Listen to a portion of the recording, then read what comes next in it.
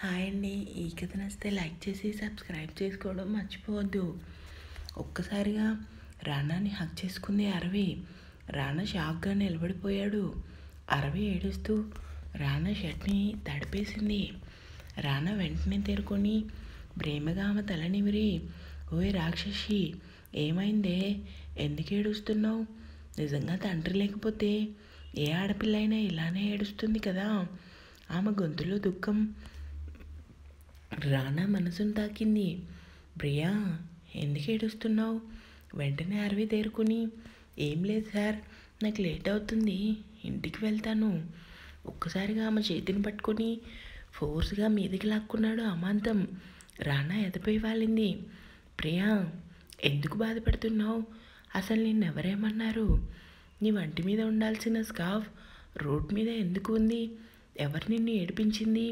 Phone మాట్లాడుతుంటే గాలికి scarf ఎగిరి రోడ్ మీద పడింది సార్, అంతేకాని నన్ను ఎవరు ఏం అనలేదు.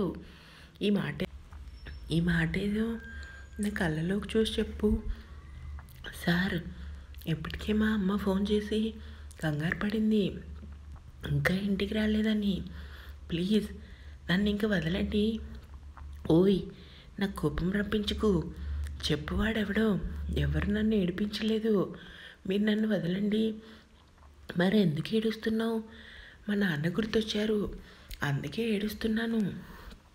ఏ, నేను ఏడవటం కూడా తప్పేనా? అవును తప్పే.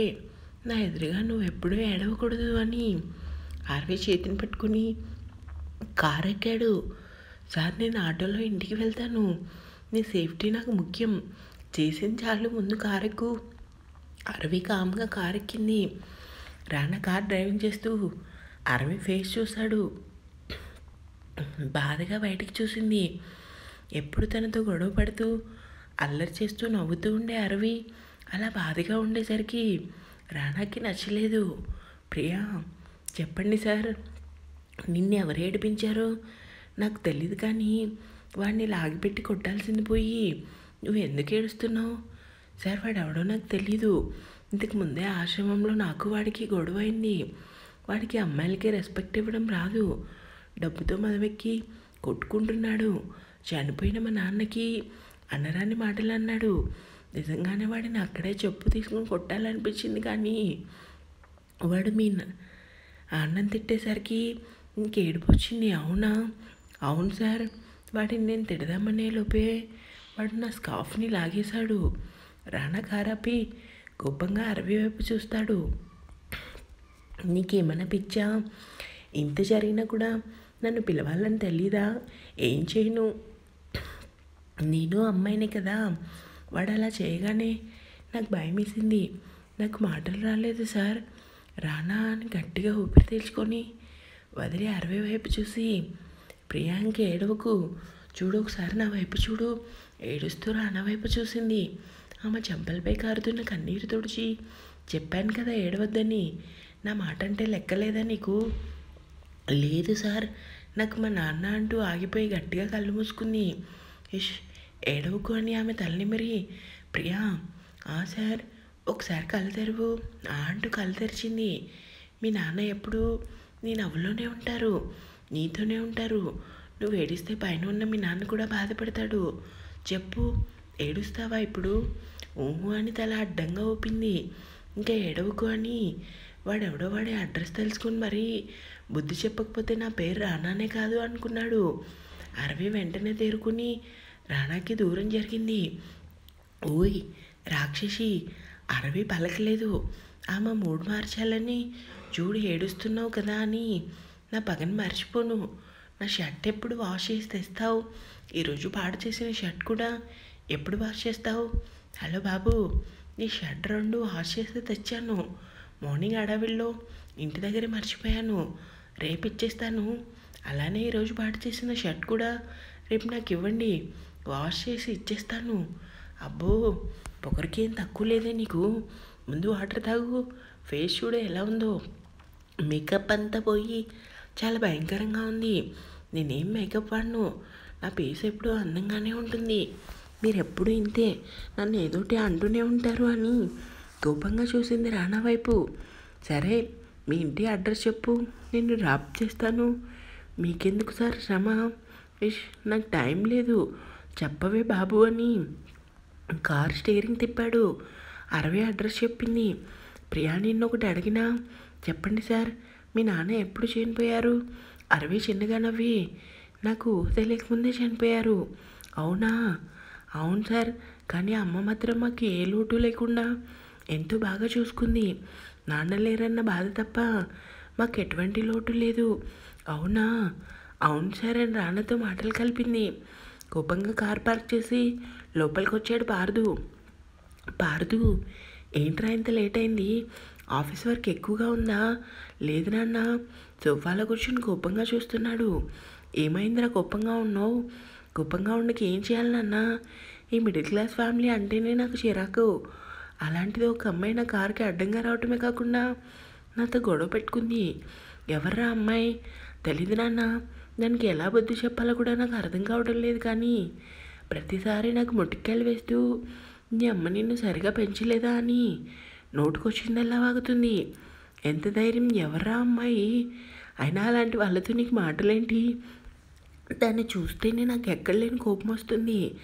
మాటి మాటికి నీకు సంస్కారం లేదా? అది ఇదని నోరు జారుతుంది. ఆ అమ్మాయి నోరు జారిందంటే నువ్వు ఏ రకంగా తనతో మాట్లాడావు? లోపలికి వస్తూనే అడిగాడు అభి. నేను ఏ రకంగా మాట్లాడతాను అన్నయ్య? మొన్న చూసావు కదా ఆశ్రమంలో ఎలా రెచ్చిపోయిందో. ఈరోజు అలానే నా మీద చిందులు వేసింది. నిజం చెప్పు పార్దు, నువ్వేం చేయకుండానే ఆ అమ్మాయి నీతో గొడవ పడిందా? అవును, తనే నా కారుకి అడ్డం వచ్చింది కాకుండా మాటి మాటికి మీ అమ్మ నిన్ను సరిగా పెంచలేదా అంటుంది. అదైతే నిజమే కదా. నిన్ను సరిగా పెంచితే ఒక అమ్మాయి నీతో ఎందుకు ఈ రకంగా మాట్లాడుతుంది? అన్నయ్య, కన్న తల్లి ఉంటే బాగుండేది అందరికీ. దూరంగా ఎక్కడికి వెళ్ళిపోయిందో తెలీదు. నిజంగా అమ్మ ఉంటే నీకు మంచి చెడ్డలు నేర్పేది. అన్నయ్య, ఇంకోసారి అమ్మ నా కోసం దగ్గర మాట్లాడకు. నిజంగా అమ్మకు మన మీద ప్రేమ ఉంటే మనల్ని ఎందుకు వదిలేసి వెళ్ళిపోయింది? అభి కోపంగా పని వాళ్ళ వైపు చూశాడు. అందరూ బయటికి పరుగులు తీశాడు. ఎందుకు మనల్ని వదిలేసి వెళ్ళిపోయిందో నాన్నని అడుగు. నాన్నని ఎందుకు అడగాలి? ఎందుకంటే అమ్మ వెళ్ళిపోవటానికి కారణం మన నాన్న, ఇంకా మీ ముద్దుల గారాల అమ్మ రేఖ గారు. అభి, ఏంటి నువ్వు గొడవ చేస్తున్నావు? నిజాలేంటో తమ్ముడికి తెలియాలి కదా నాన్న అని పార్థు వైపు కోపంగా చూసి, అమ్మకి నాన్న అంటే చాలా ఇష్టం. ఎంత ఇష్టమో తెలుసా? నాన్న తనని పెద్దగా పట్టించుకోకపోయినా ప్రాణంగా ప్రేమించేది. కానీ నాన్న అమ్మ ఉండాలనే అదిగో ఉంది కదా రేఖ గారి ప్రేమలో పడ్డారు. పార్థు షాక్గా శ్రీకాంత్ వైపు చూశాడు. షాక్ అవ్వకు తమ్ముడు, నువ్వు తెలుసుకోవాల్సింది ఇంకా ఉంది. ఆ విషయం తెలిసిన అమ్మ నాన్నని నిలదీసింది. కానీ నాన్నకి అమ్మకి మధ్య ఏం జరిగిందో తెలీదు. అమ్మ దూరంగా వెళ్ళిపోయింది. ఏ భార్య అయినా భర్త మరొకరితో ప్రేమగా ఉంటే సహించేదిరా. అమ్మ మంచిది కాబట్టి నాన్నని కేసు పెట్టకుండా వదిలేసింది. అదే మరొకరైతే ఏం చేసేవారు? నీ ఓకే వదిలేస్తున్నాను. మాటి మాటికి అమ్మ గురించి నాకు చెప్పకు అంటున్నావు. అమ్మకు అనుకున్నానే నువ్వు ఈ భూమి మీదకి వచ్చావా? కన్న తల్లి అంటే నీకు గిట్టదు. పెంచిన తల్లి అంటే ఎక్కడ లేని అభిమానం. గుర్తుపెట్టుకో పార్దు. డబ్బు డబ్బు అంటూ నువ్వు నాన్నలానే పొగరుగా ఉంటున్నావు. అయినా నువ్వు ఏ తప్పు చేయకుండానే ఆ అమ్మాయి నిన్ను అన్ని మాటలు అనిందంటే నాకు నమ్మాలనిపించడం లేదు. నీ మాట తీరేంటో నాకు బాగా తెలుసు. గుర్తుపెట్టుకో, ఇంకోసారి ఆ అమ్మాయి జోలికి వెళ్ళామంటే మాత్రం నేను ఊరుకోను అని కోపంగా తన రూమ్కి వెళ్ళాడు. పార్థు కోపంగా తన తండ్రి వైపు చూశాడు. ఏం మాట్లాడాలో తెలియక ఎదురుగా ఉన్న టేబుల్ కాలుతో తన్ని రూమ్కి వెళ్ళి, చా, అంతా దానివల్లే. ఎప్పుడు లేనిది అన్నయ్య నాతో గొడవ పడ్డాడు. ఏం చేయాలి దాన్ని?